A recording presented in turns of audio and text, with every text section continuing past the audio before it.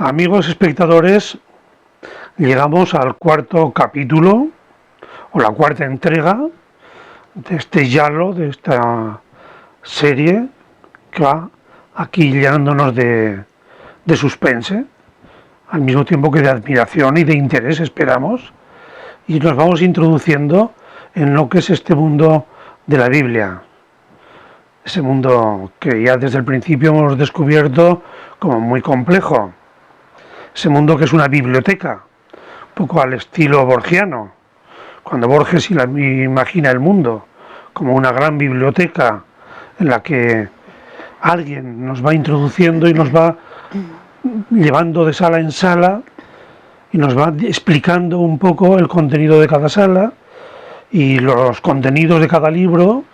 Como cada libro tiene su historia, tiene su mundo, pues todos ellos forman un mundo interrelacionado entre una sala y otra, lleno de interrogantes, lleno de enigmas y al mismo tiempo con una capacidad tremenda de seducción, de despertar interés, de provocar interrogantes y por lo tanto los deseos de más búsqueda, ¿no? Pues algo así nos está ocurriendo, esperamos, con la Biblia.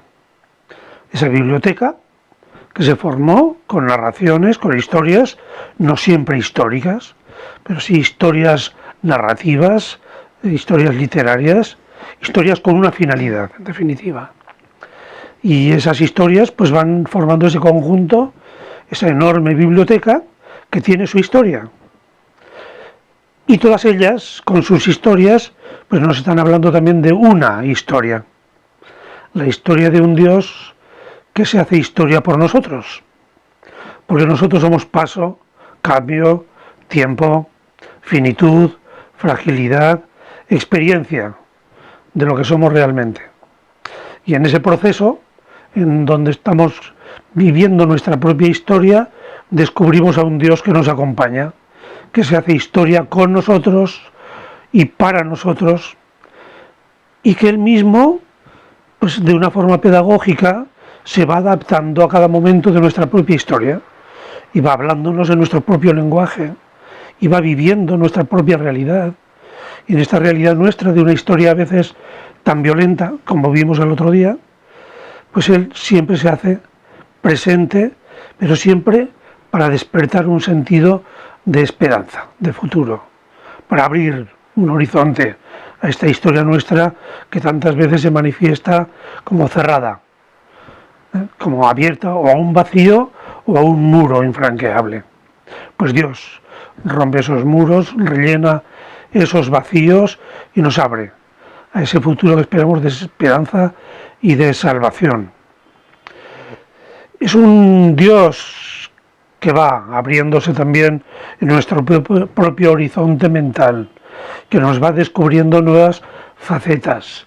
Y el otro día veíamos cómo rompe esquemas, cómo incluso nos escandaliza. Y veíamos algunos libros, por ejemplo el de Jonás, esa maravilla, tan sencillo, tan pequeño, tan ameno, tan denso, y al mismo tiempo tan profundamente religioso en este sentido de un Dios que nos abre siempre a nuevas visiones de Él mismo y de nosotros mismos. Un Dios que es abierto para todos y por lo tanto es promesa de salvación para todos. Incluso cuando los religiosos somos tan mandados a tratar de repartir ese sentido de salvación por parcelas, pues ahí nos queda bien claro que para Jonás es un Dios demasiado abierto al perdón general y universal, no solo para unos buenos, para unos cumplidores, para unos de un pueblo, para unos de una raza o de una religión, es un Dios para todos. Y esa afirmación es un interrogante abierto ahí también para nosotros. Y ahí nos quedábamos para abrirnos al mundo del Nuevo Testamento. Y eso es lo que vamos a hacer hoy. Tenemos con nosotros de nuevo a nuestra profesora y a nuestra guía, Estela Aldave, que nos va a introducir en esta visita turística que vamos haciendo como introducción a la Biblia y nos va a ir explicando y abriendo también salas, también horizontes, también libros.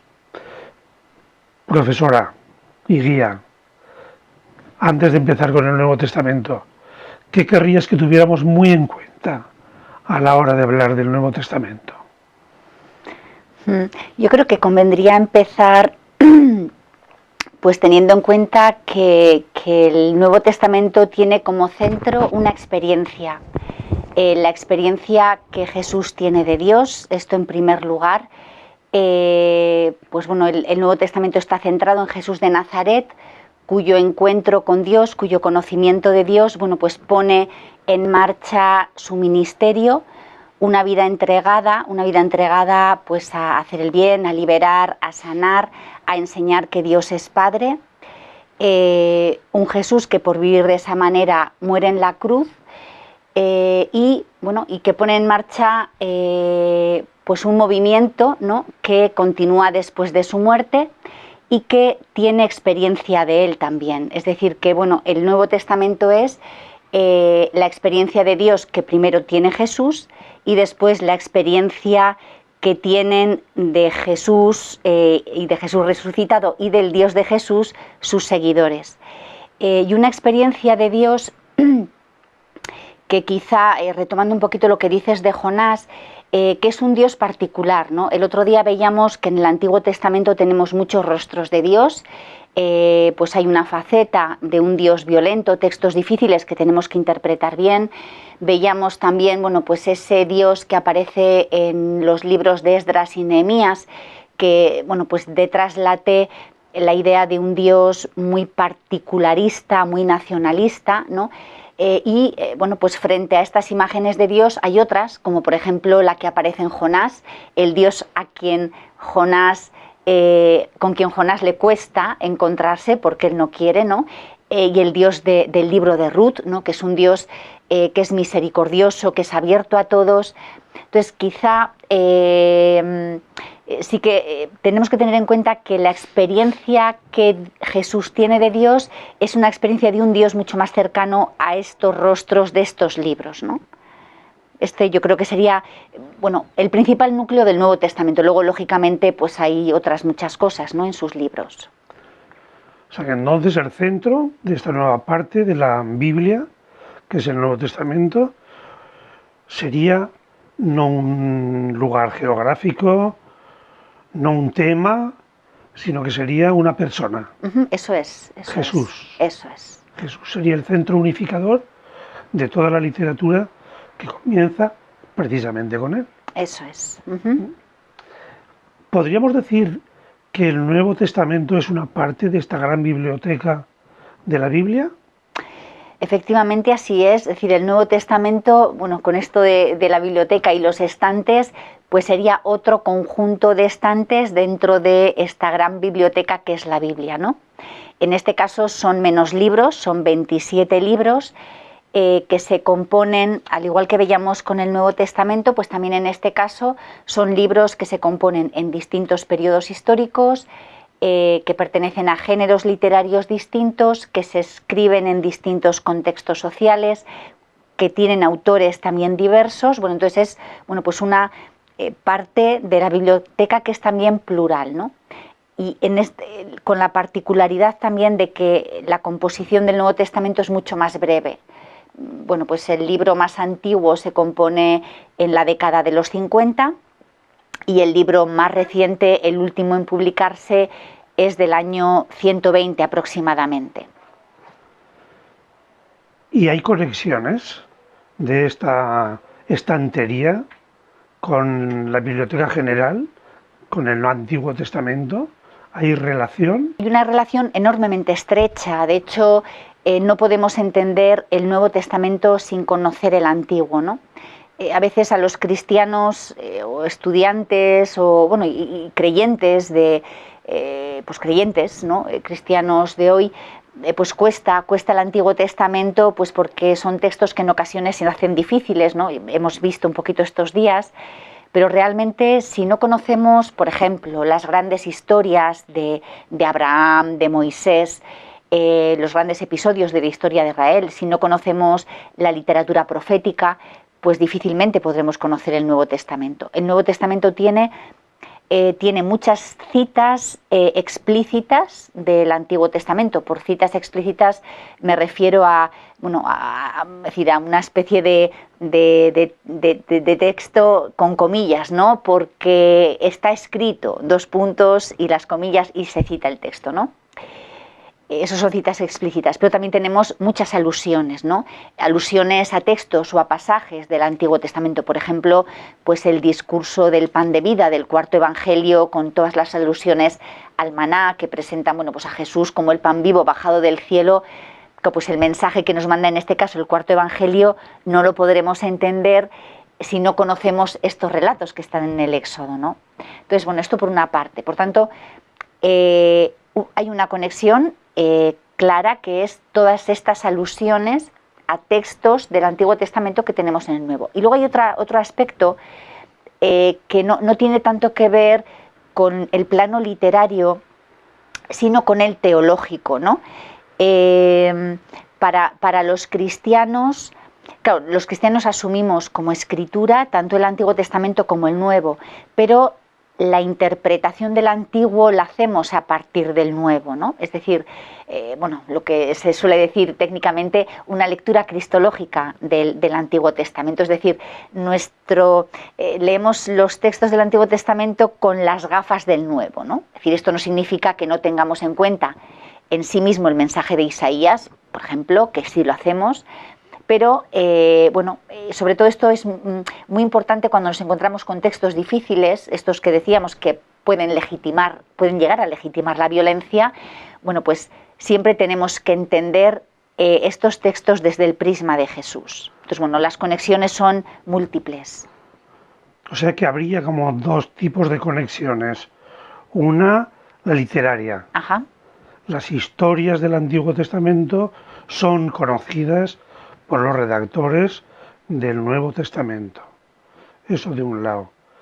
Con lo cual los redactores del Nuevo Testamento tienen en cuenta cómo han escrito y cómo han hablado los autores anteriores. Y, de otro lado, nos dices que hay otra conexión que es la más importante, la teológica, es decir, el sentido de Dios. Es decir, el Antiguo Testamento ha sido un entrar en relación con Dios, o más bien de Dios con nosotros, de una manera progresiva, pedagógica. Hemos ido descubriendo poco a poco, ¿no?, cómo es Dios. Quieren mostrarlo así, como vamos descubriendo, y que eso nos hace esperar que en el Nuevo Testamento Dios siga y no solamente progresando, sino digamos llegando como a la cima de ese descubrimiento de Dios. Sí, pasa que yo no diría tanto que una perspectiva es más importante que la otra, porque he dicho plano literario, quizá por intentar ser más clara, pero este aspecto literario no está exento de teología. ¿Por qué digo esto? Porque cuando los autores del Nuevo Testamento introducen, por ejemplo, en un evangelio alusiones al Antiguo, están haciendo teología, porque están diciendo que que Jesús de Nazaret, por ejemplo, es la clave para entender estas profecías de Isaías, ¿no? Entonces, ahí hay una interpretación teológica del Antiguo Testamento. Entonces, hay teología también ahí. Una cosa que veíamos también es que al hablar de la biblioteca del Antiguo Testamento, descubríamos con sorpresa que los libros no estaban escritos en sentido cronológico. Es decir, que el Génesis, aunque está en primer lugar, no es el primero que se escribió. Como habla de los orígenes, pues parece lógico que esté colocado al principio. ¿Ocurre algo así también con los libros del Nuevo Testamento? Efectivamente, sí, el orden no responde a la cronología de la puesta por escrito. El libro que encabeza el Nuevo Testamento es el Evangelio de Mateo y el último es el Apocalipsis, y no se compone primero Mateo y el más tardío es el Apocalipsis. Lo que primero se escribe en el Nuevo Testamento son las cartas auténticas de Pablo, que se escriben en la década de los 50, todos los libros, ¿no? En este periodo, estas biografías de las cuales hablaremos la semana que viene, que son los evangelios, que están centrados en Jesús, no se han escrito todavía, aunque sí bueno, pues sus historias, los recuerdos de sus seguidores, de sus hechos y de sus enseñanzas ya se están transmitiendo oralmente y quizá poniéndose por escrito algunas pequeñas unidades literarias, pero en todo caso los evangelios empiezan a componerse a partir del año 70 y el primero en escribirse es Marcos, que tampoco encabeza el Nuevo Testamento, ¿no? Está en segundo lugar.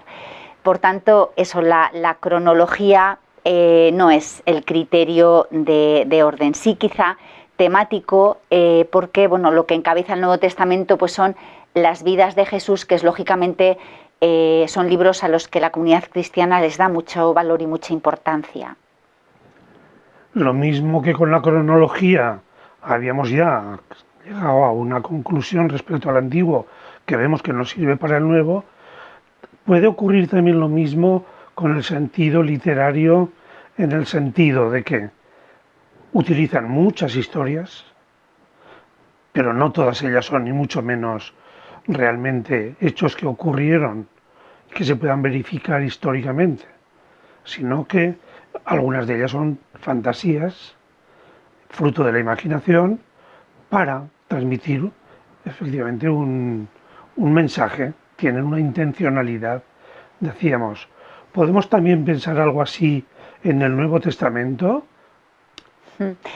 En este sentido, este aspecto en el Nuevo Testamento requiere más matización, ¿no? En el Antiguo Testamento decíamos que tenemos, por ejemplo, muchos libros que pertenecen al género de novela. Esto no ocurre en el Nuevo Testamento, ¿no?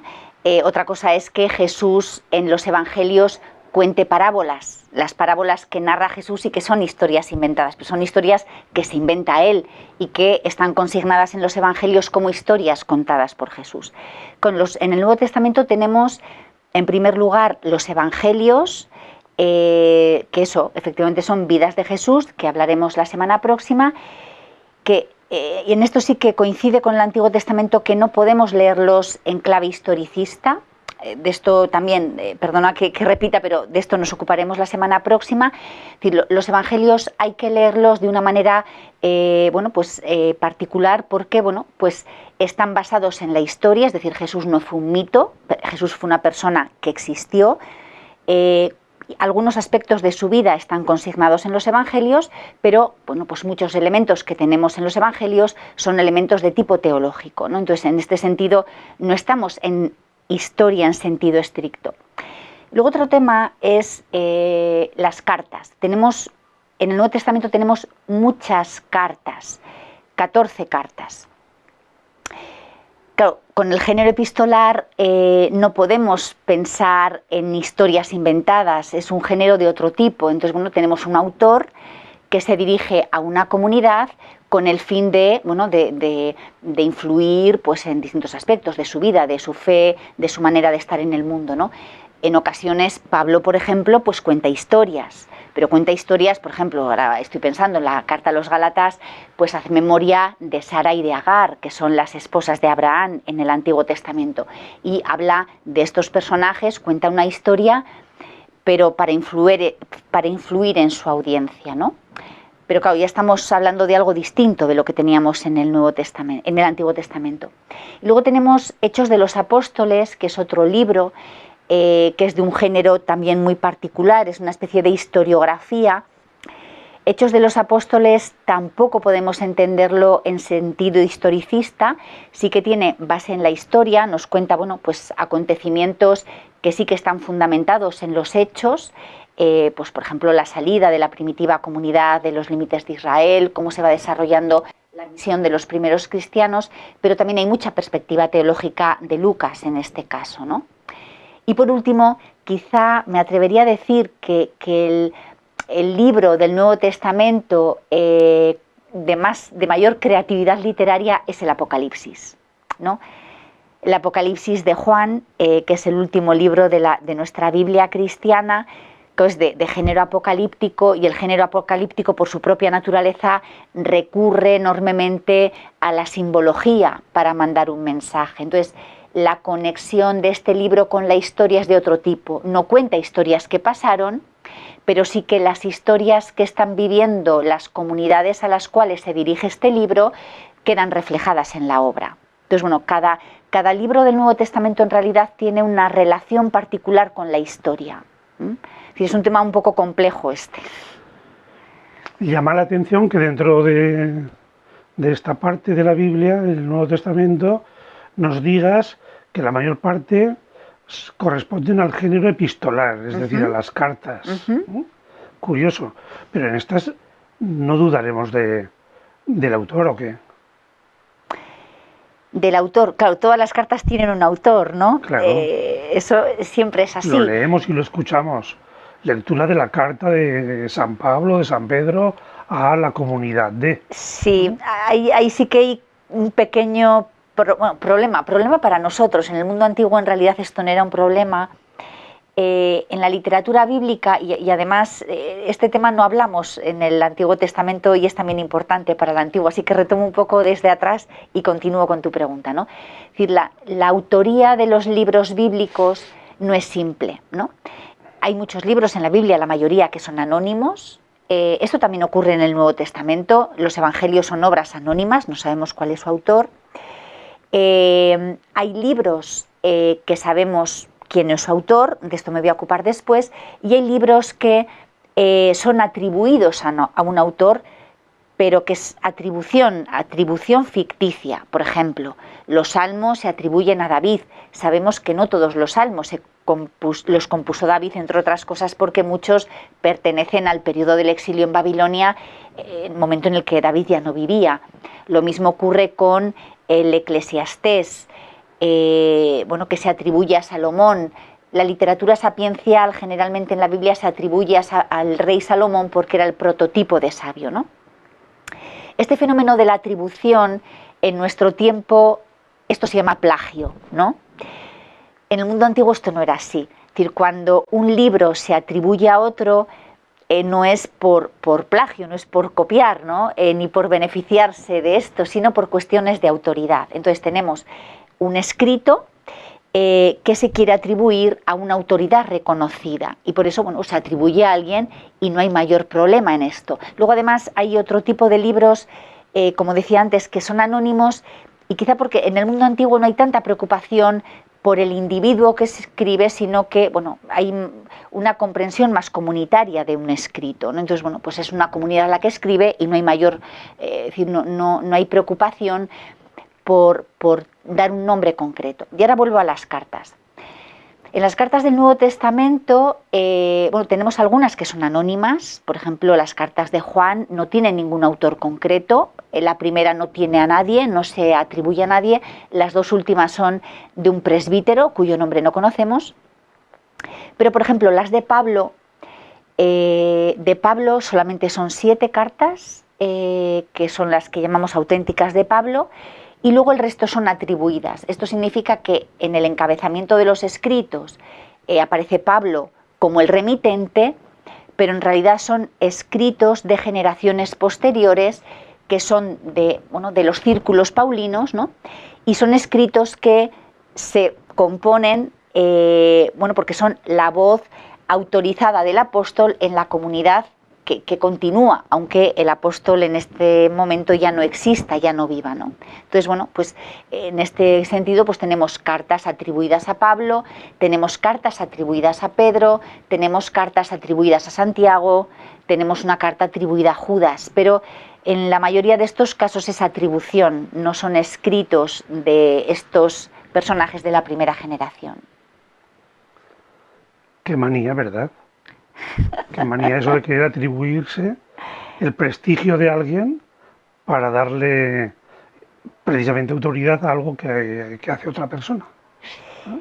Sí. Y ya existía en la antigüedad y ahora es algo muy moderno, porque en las redes sociales todos recibimos continuamente mensajes que se les atribuyen unas veces al Papa Francisco, otras veces a un autor, a un Nobel de literatura, otras veces a un señor político, y que luego alguien busca y nos hace ver que efectivamente no es así, sino que alguien ha querido aprovecharse del nombre del Papa Francisco, del político o del literato, de quien sea, para decirnos él algo que incluso puede ser bonito, pero que realmente no es suyo.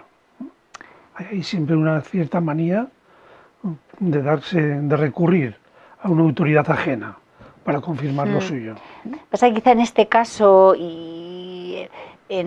se trata quizá más es decir, de figuras de la primera generación que desaparecen, que dejan pues como una ausencia grande de liderazgo, y es esta memoria del primero que ya ha desaparecido, que permanece viva, bueno, pues a través de escritos atribuidos a él. Hoy quizá hay más manipulación de estos aspectos, aunque bueno, el tema de la intencionalidad tampoco estaba ausente del Nuevo Testamento, pero bueno, ya esto nos mete en territorios más complejos que igual no conviene entrar ahora. Sí, me ha parecido entender, lo has dicho así como de pasada y más como sugerencia que como afirmación, que también las mismas cartas de un autor pueden ser de épocas distintas. ¿Nos podrías poner algún ejemplo? Sí. Por ejemplo, en las cartas de Pablo, y esto es interesante, este aspecto es muy interesante y yo creo que es muy importante primero, para comprender la evolución del cristianismo primitivo, y segundo, para al contextualizar los textos poderlos entender bien. Hay un caso que, si me permites detenerme un poco, pues es paradigmático y nos afecta a las mujeres, ¿no? Las cartas auténticas de Pablo pues destacan por presentar un liderazgo femenino sin apenas problemas, ¿no? Es decir, bueno, pues aparece, por ejemplo, la carta a los romanos, en el último capítulo, un largo listado en el que pues aparecen mujeres que tienen funciones de liderazgo en las comunidades, ¿no? Entonces esto es así durante la vida de Pablo. Las cartas posteriores a Pablo, que se atribuyen a él, Colosenses, Efesios, y luego ya Tito y Timoteo, que es una tercera generación de escritos paulinos, hay 3 generaciones de escritos paulinos, que se percibe ya una mayor institucionalización de las comunidades cristianas dentro del imperio. Esto significa que se asumen valores para acomodarse al estilo de vivir más extendido y no resultar tan contraculturales, posiblemente también por querer extenderse más, ¿no? Por no tener tantos problemas de enfrentamiento, ¿no? Y entonces las mujeres pierden protagonismo porque se hace una mayor concesión a la buena imagen social. Entonces, bueno, pues tenemos estos textos que hemos de situar bien en el momento en el que se escriben, que son los códigos domésticos, en los que, bueno, se presentan las relaciones dentro de la casa, y bueno, pues la relación esposo-esposa es una relación de reciprocidad, pero bueno, pues el esposo le debe amor a la esposa, y la esposa le debe sometimiento al esposo. Hay reciprocidad, pero no es una relación de igual a igual, ¿no? Entonces, estos son aspectos que aparecen en la segunda generación, cuando ya hay un proceso mayor de institucionalización, pero está ausente de los primeros tiempos, que son mucho más carismáticos y más libres y más cercanos al proyecto de Jesús. Pongamos un ejemplo. Dinos alguna carta de Pablo o de Pedro que responda a épocas distintas. Por ejemplo, la primera carta de Pedro y la segunda carta de Pedro, ¿están escritas más o menos en el mismo año? No. La primera carta de Pedro tiene cronología discutida, nunca hay acuerdo total en esto, pero bueno, estamos quizá en la década de los 80, de los 90. Y la segunda carta de Pedro es el último escrito del Nuevo Testamento, es el año 120. Es un escrito muy tardío. ¿Y Pedro no había muerto en el año 64? Esto es, entonces claro, por eso es la segunda carta de Pedro, claramente, en esto apenas hay discusión, es una carta atribuida a Pedro, pero no fue escrita por Pedro, ¿no? Entonces es importante tener esto en cuenta, porque la segunda carta de Pedro tiene en su seno, si la leemos con detenimiento, caeremos en la cuenta de que, por ejemplo, hay una enorme preocupación por la recta doctrina. Es decir, la segunda carta de Pedro es un testimonio de un proceso ya muy evolucionado del cristianismo primitivo, donde ya aparecen problemas que no existían en la primera generación.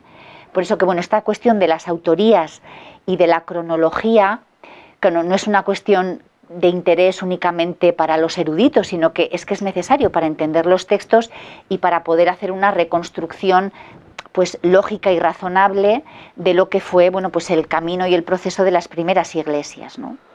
¿Y quiénes son los eruditos que se dedican al estudio y el mismo estudio de la Biblia en sus textos literarios? ¿Cómo lo denomináis? Sí, aquí hay palabras que vienen del griego. Los que interpretan la Biblia son los exégetas, ¿no? Y la interpretación bíblica, bueno, se designa bien con el término exégesis o bien con el término hermenéutica. Todos estos términos proceden del griego, ¿no? Entonces, la exégesis, bueno, es la interpretación de los textos bíblicos teniendo en cuenta el contexto original, es decir, vendría a ser, bueno, pues el trabajo interpretativo que viene a decirnos qué significaba el texto en el momento en el que se compuso, ¿no? El sentido original. La hermenéutica asume eso, pero además daría un paso más, que sería, bueno, pues teniendo en cuenta este sentido original de los textos, a nosotros esto qué nos dice, ¿no? Ambas preguntas son importantes y me parece especialmente importante tener en cuenta que la hermenéutica necesita de la exégesis para no manipular el sentido de los textos. Entonces es importante la hermenéutica porque introduce bueno, pues el elemento actualizador. Estos textos no son anticuallas, ¿no? Ni son piedras arqueológicas, sino que tienen algo que decirnos hoy. Pero esto que nos dicen hoy, bueno, pues tiene que enganchar necesariamente con el sentido que los textos tuvieron cuando nacieron, ¿no? Si no, siempre corremos el peligro de manipular. Hay una impresión que da, por lo menos a mí y a bastantes más personas, es que cuando os escuchamos a los estudiosos de la Biblia, pues parece que insistís mucho precisamente en ese aspecto final que nos decías ahora, que con mucha seriedad, con una enorme metodología muy seria, vais dando pasos poco a poco para tratar de entender el sentido original de las palabras, ¿no? Que resuenan en aquellos tiempos antiguos en donde ahí tenían que despertar un tipo de interés, de atracción, de impacto, de llamada, de interrogante, ¿no? Y que luego, además de esa labor, pues está esa hermenéutica que trata de traducírnosla en sentido interpretativo a un nivel existencial, porque da gusto cuando os oímos como enseguida nos despierta interés por la relación que tienen con nuestra vida, ¿no? A veces nos da la impresión de que esa forma vuestra de hablar de la Biblia pues se distancia un tanto de otras explicaciones que escuchamos, que a veces son o muy espirituales o muy moralizantes, como si la Biblia hablara solo de un Dios que está un poco en los cielos, como si la Biblia fuera una biblioteca de moral que nos dice siempre lo que tenemos que hacer, siempre y en cada momento. Sin embargo, vosotros no soléis hablar así, soléis hablar más de un sentido profundamente vital, profundamente histórico, profundamente humano. ¿No suena un poco, no digo yo, a antagonismo, pero sí por lo menos a diferencia? Sí, creo que entiendo lo que dices.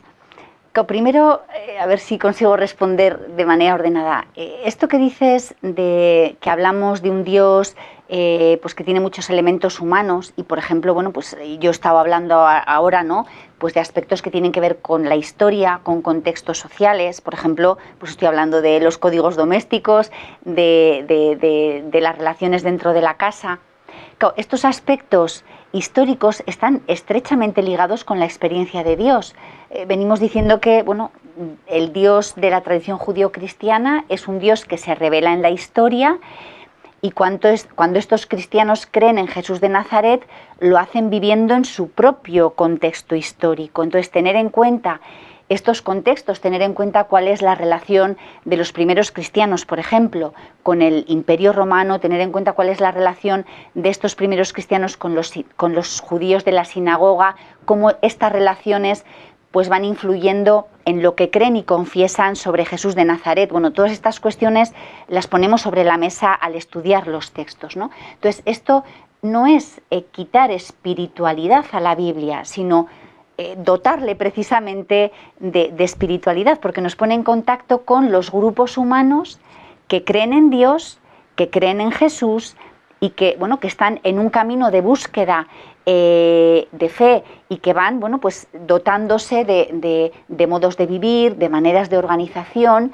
que son humanas, pero que son también divinas. Es decir, el ser humano no puede creer en Dios al margen de las circunstancias en las que está, ¿no? Es decir, el Dios cristiano no es esto, ¿no? El Dios cristiano es un Dios en la historia y esto significa atender a instituciones, atender a la ética, atender a las relaciones humanas, etcétera. Por tanto, cuando hablamos de todas estas cosas y hablamos de cómo vivían los primeros cristianos en la ciudad de Corinto, por ejemplo, pues estamos haciendo teología, porque todo esto responde a la experiencia de esta comunidad que tiene de Dios y de Jesús crucificado y resucitado, ¿no? Entonces, profundizar en los textos y mostrar la historia de la composición de los textos, por qué los textos están diciendo esto, cómo evoluciona la cristología, cómo evoluciona la organización de las comunidades, cómo va evolucionando también literariamente las tradiciones. Estos son aspectos enormemente espirituales. O sea que en el Nuevo Testamento parece ser que ya tenemos un poco la tensión y el drama que vivimos ahora. Y es que siempre está ahí la pregunta de ¿qué dijo Jesús? ¿Qué diría hoy Jesús? ¿Cómo vivió Jesús? ¿Cómo viviría hoy Jesús? Y eso es por lo que estás apuntando ya, pues las primeras generaciones de cristianos ya lo vivieron, porque tuvieron que salir a ciudades distintas, a países distintos, a culturas distintas, a idiomas distintos y a mundos políticos, económicos y ambientales totalmente distintos, ¿no? Tuvieron que hacer también ese esfuerzo y eso está reflejado ahí en el Nuevo Testamento. Sí, hicieron un gran esfuerzo y está ampliamente reflejado, ¿no? Es decir, el movimiento del cristianismo primitivo es un movimiento enormemente entusiasta desde el inicio, ¿no? Que asume enormes retos.